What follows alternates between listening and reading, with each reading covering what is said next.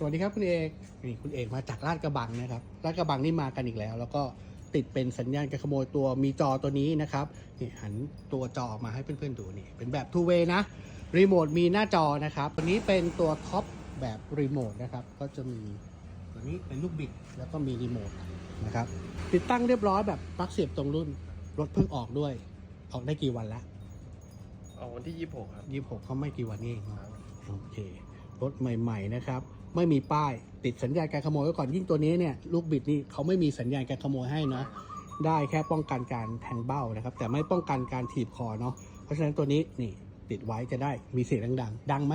ดังสะใจมากนะโอเคแล้วก็ฟังก์ชันครบครันแจ้งเตือนไปที่ตัวรีโมทตัวมีจอด้วย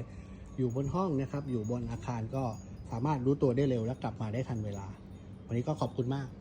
แล้วเจอกันใน TikTok ขอบพระคุณครับเดินทางปลอดภัยครับขอบคุณครับ